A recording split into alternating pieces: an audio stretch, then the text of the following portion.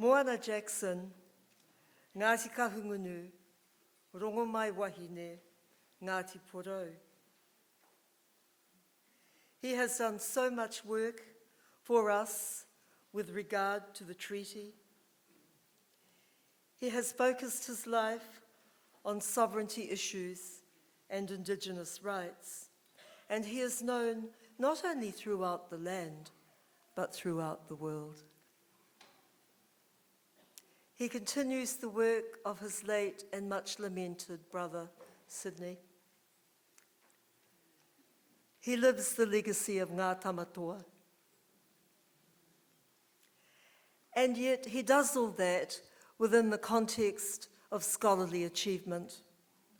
As someone who graduated early from Victoria University Law School, who was director of the Māori Law Commission when it began in Wellington, and who was appointed a judge for the International People's Tribunal in 1993, and then went on to hear cases in Hawaii, in Canada, and in Mexico. He was also a visiting fellow at the University Law School at Victoria, and from there became one of the most active members of the Indigenous Peoples Caucus at the United Nations, and as I mentioned earlier, is an architect of the Declaration. Currently, he is teaching Māori law and philosophy, how we think, how we construct what we think, how we argue within ourselves. At Te Wānanga o Raukawa, I think they are truly blessed to have him there. He has been vanguard in the thinking, or he has been in the vanguard in the thinking of such issues as restorative justice and the engagement of traditional forms of retribution, not just utu, but redemption. He also wrote a highly acclaimed report in 1996 on Māori and the criminal justice system. And 20 years later, he says that many of those recommendations still apply, but more alarmingly, have yet to be honoured. One only thinks of many of the panels and discussions we've had over the last 2 days to recognise that. Moana, tēnā koe. Nō reira, e te tau tūngane, nau mai, piki mai, haere mai, we await your words today.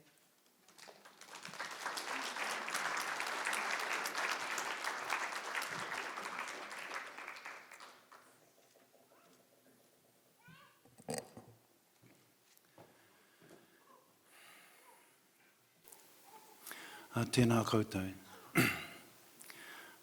Tēnā no koe ngā huia e mihi mai nei kia hau. Kei te tautoko ngā mihi kua mihia. Kei te tautoko ngā mihi ki te kāhui āriki. Nei tēnei tētahi mokopono Ngāti Kahungunu, Rongomai Wahine me Ngāti Porou e mihi atu nei. He honore nui kia hau ki te tūaki mui a koutou I te rā nei. Tātou te whānau huri noa, ngā manuhiri, haere mai, nau mai, tēnā tātou katoa. Can I begin by saying what an honour it is for me actually to share this time with Deborah, whose quiet commitment and dignity and courage I have always admired. And because Deborah spoke about the work at the United Nations, I'd like to take this opportunity to acknowledge Aroha and all the work that she did, not only on the Declaration, but in various other international forums, work which is often unrecognised and unremarked here at home, but really crucial, I think, to the well-being of our people. When I was asked to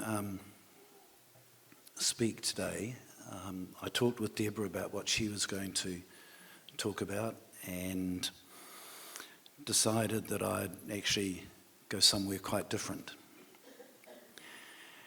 And so this morning, as part of my speech preparation, I did what I normally do.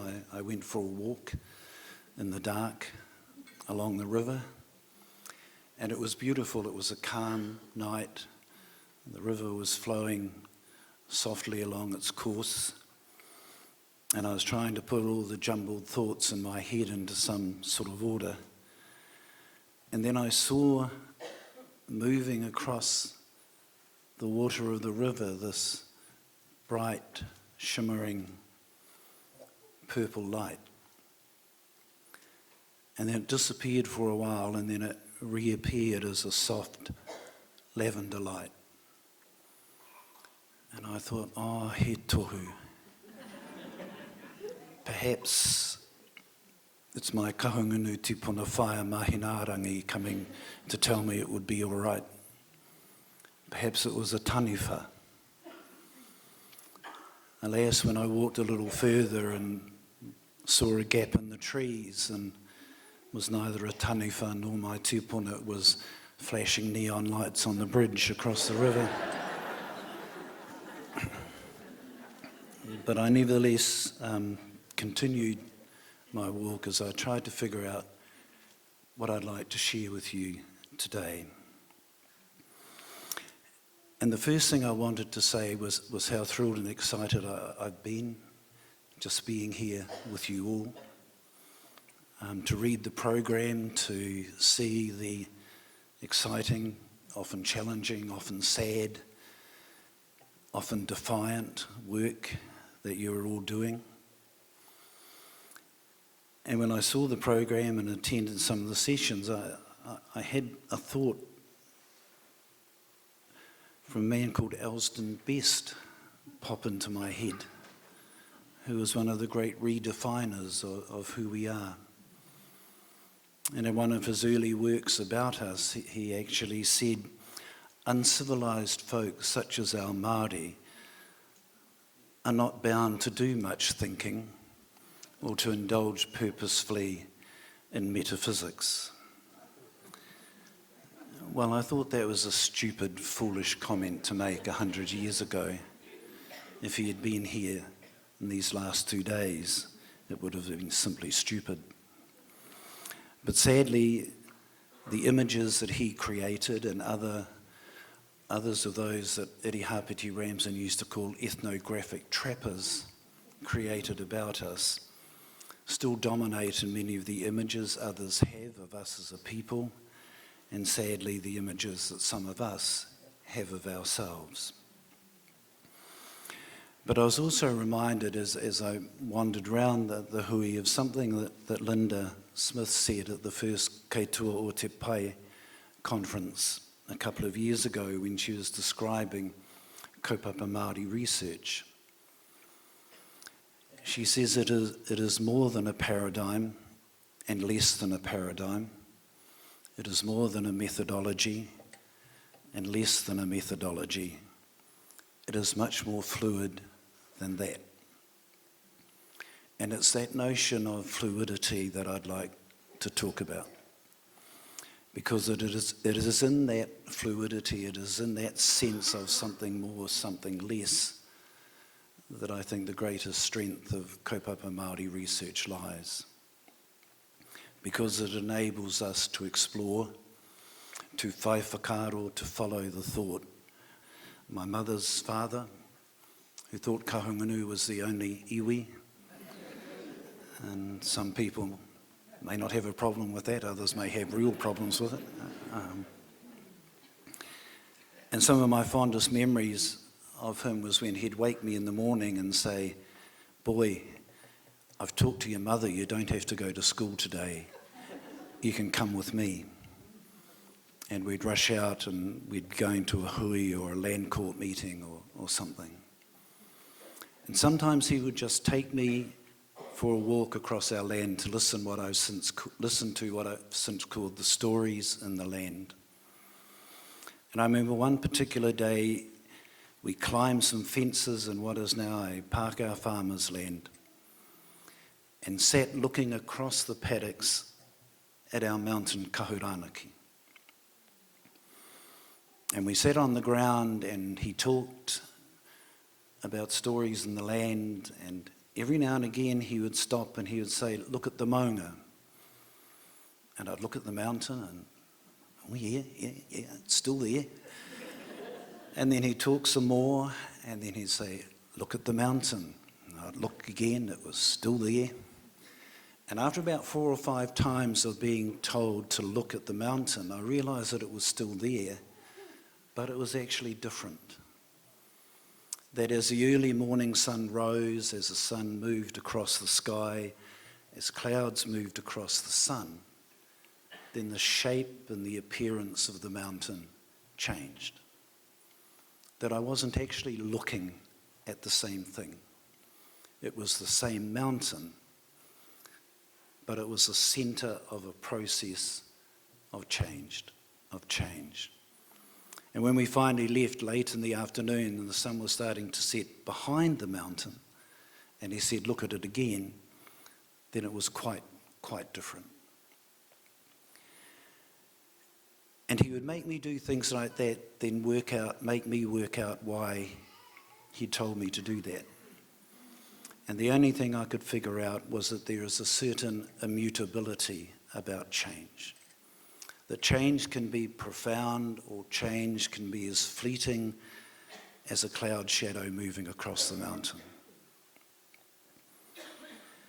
And I did say to him, "But the mountain itself didn't change, did it, koro?" And he said, "Yes, it did.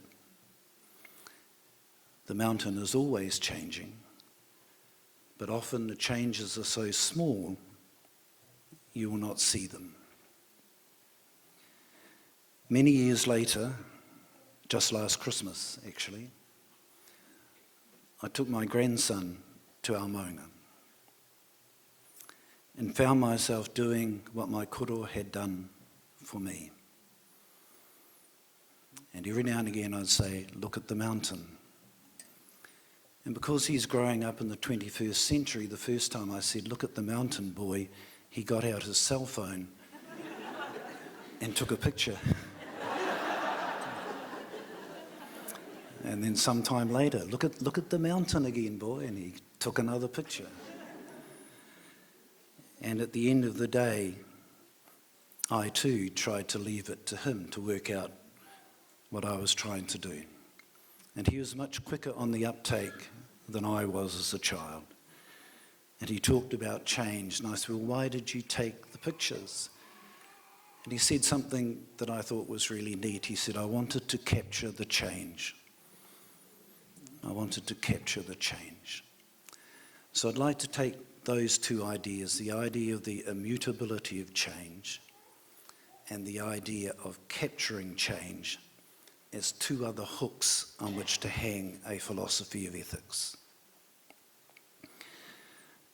And the final story, the mokopuna who thought she was my boss when she was 4 years old is now a young mother of a beautiful girl who is also nearly 4 years old. And when I was last with them, her mother was weaving, my daughter-in-law was weaving a kete, and the little 4-year-old was being instructed by her grandmother to make a small raudo. And she worked away happily on it, and with her little fingers trying to weave the harakeke and so on, and was happily talking to no one in particular. And her 8-year-old auntie, my other mokopuna, looked at me and said, "She's talking to herself, eh, koro?" Which was something she had just stopped doing herself. And the 4-year-old stood up and walked out of the room and said with a sort of haughty look on her face, "I'm not talking to myself. I'm never by myself." And then she came back and she finished the end of that day this little raudo, which she gave to me. And it's all skew with and one side is higher than the other. But to me, it is a thing of absolute beauty. And I said, "Oh, you worked really hard on that, didn't you, my baba?"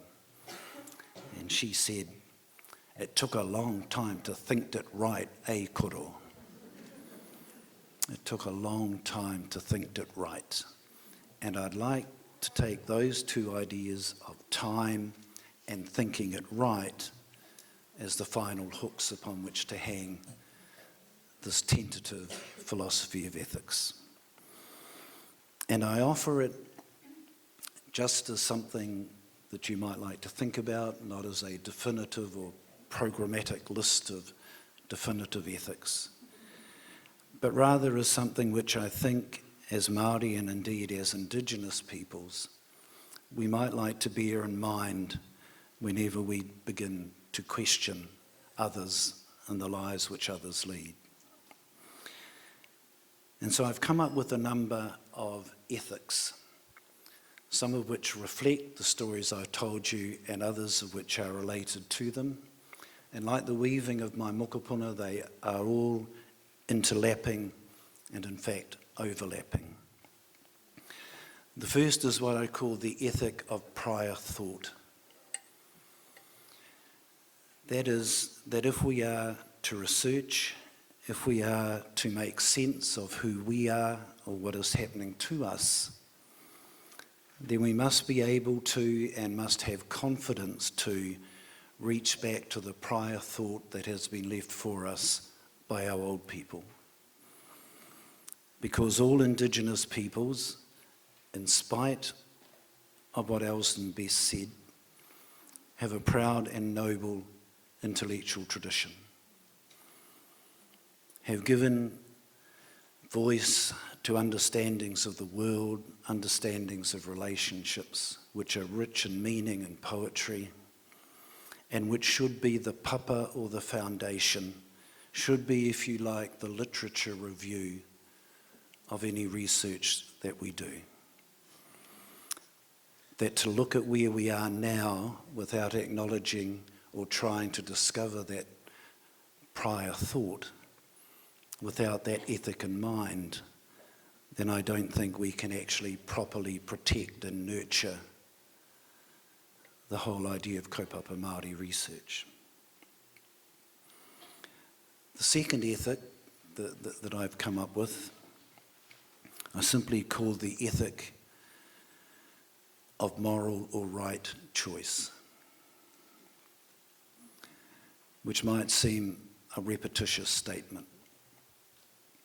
But it seems to me that that research necessarily requires a moral focus. That our people understood that we could ask any question we wanted. As I said before, we could follow the thought wherever it led us.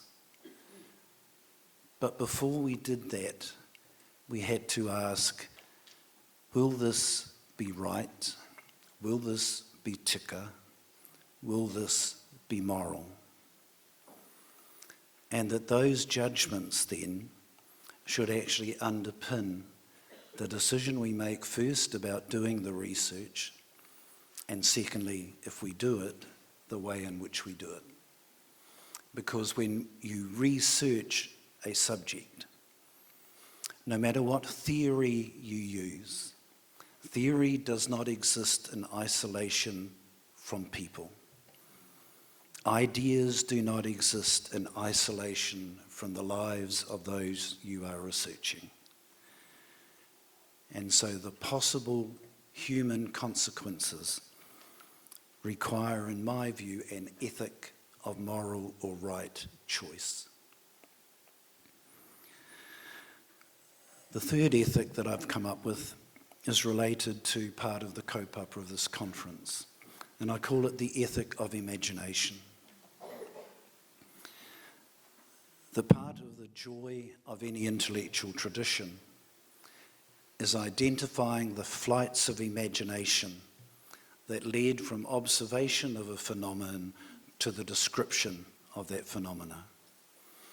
That it often takes a leap of poetic imagination to lead us to the facts, to lead us to the evidence through which we can draw conclusions. And that too often the whole idea of objectivity denies the role of the imagination. And so I think there should be an ethic of imagination.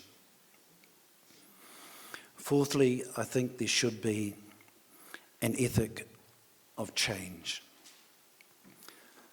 Whether it's the immutability of change when you observe a mountain, or the need for rapid and swift change, research should be dedicated to transforming or changing the realities in which people live.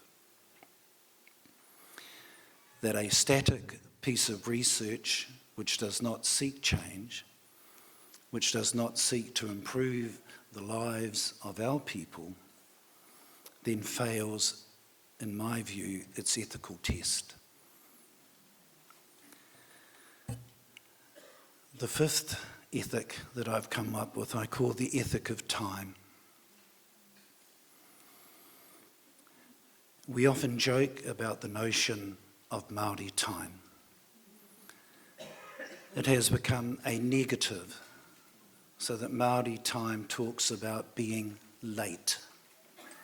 So if you walk in late to a hui, haere mai Ngāti Tūreiti, Māori time.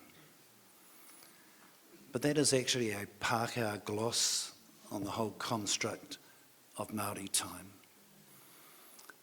That our notion of time is whakapapa based, and like whakapapa then it is a series, as I often call it, of never-ending beginnings. That is a notion of time which turns back on itself to bring the past into the present and then into the future. It's a notion of time which recognises the interconnectedness of all things.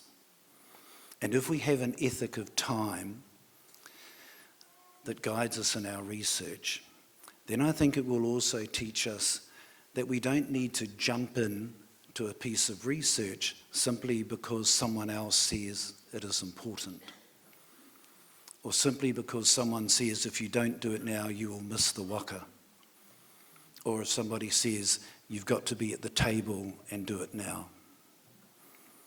If we take our Māori notion of time as an ethical base for research, then there's nothing wrong with stepping back and deciding perhaps at this time it might be good for us to miss that waka. Perhaps that waka may be leading us somewhere which will not be good nor wise for our people. Perhaps that waka may sink. And so for me, the ethic of time is the point at which we decide to actually undertake the research, and that should be determined by our notion of the interconnectedness of all things, not by the demands of someone else. The fourth ethic I call the ethic of power, the ethic of being the boss. And many speakers have talked about the need for research by us, for us, and about us, and so on. And that imposes its own ethics of responsibility to those to whom you are related, to those with whom you wish to work. And if knowledge is power, then I think it's really important that we be clear about whose knowledge we are defining. Because if knowledge is power, and it is the colonizer's knowledge, then in the words of Frantz Fanon, that knowledge may one day devour us. But if it is our knowledge, and if it gives us power to be who we are, then we can conduct ethical research. The next ethic I've come up with, for what it's worth, is the ethic of courage. That I think to research well, we need to be brave. To research in a way that is transformative and brings about change requires courage. And it's not easy, often in the face of what seems to be the reality, to be brave. But the word research comes from the Latin "sciarus," which means to bravely seek, to bravely seek. And so if you cannot bravely seek, then the research, in a very fundamental sense, I think, is missing one of its ethical ingredients. And the courage may be just in the process that you adopt. If you're doing a PhD thesis, as I mentioned earlier, why can't your literature review include the literature of our old people? The stories in the land, the waiata, the motiatia, and so on. Why should it only include often the ramblings of dead white men? And sometimes the courage may be something much more expansive and therefore something much more frightening, because you will be actually challenging the funders, the crown, those which currently hold the power. So research for me, particularly research which tries to reclaim who we are, is a brave act. Another ethic, I think, is the ethic of honesty. That in our research we need to be honest, to acknowledge that our people, as wonderful and wise and beautiful as we are human. And we are prone to all the fallibilities of humanity. And we will make mistakes. We will do dumb things. We will often be hurtful to people. And the ethic of honesty for me is to be able to be honest about ourselves, but to do so with a wise and loving heart that is lacking in meanness. And it's hard to do that sometimes because the culture of colonization is a mean-spirited culture. But there is a strength in gentle criticism, and there is mana in respect for those with whom you disagree. So if we can be honest, then we pursue that path of ethical research. And I have just two more. The second to last ethic I call the ethic of modesty. The seductions of academic success in the Western sense are very alluring, very tempting. By their very nature, they promote a notion of hierarchical elitism, and that in itself can be seductive. But if we remember always that we are mokopuna of those who came before us and the holders of the future of those who will follow, then we must naturally and necessarily be modest in what we do. To be an expert, to me, is to be the modest carrier of knowledge. And the last ethic I call the ethic of celebration. That research and the simple act of wanting to know more about the world should be cause for celebration. As Indigenous peoples, to celebrate our survival, to celebrate our uniqueness, to celebrate the journeys that lie ahead of us, to look at our mokopuna and celebrate the future that they hopefully will inherit. And when I was drawing those together on my walk along the riverbank this morning, I realised that there were 10 ethics. I would not be presumptuous to call them the 10 Commandments, but there were 10. Where they do lead us, though, is another quote that I like from Frantz Fanon, where he said in his book, The Wretched of the Earth, "O body, O history, make of me a person who will always ask questions." If we can ask questions with an ethical mind, then we advance our people, we transform the world, and we make dreams come true. Kia ora.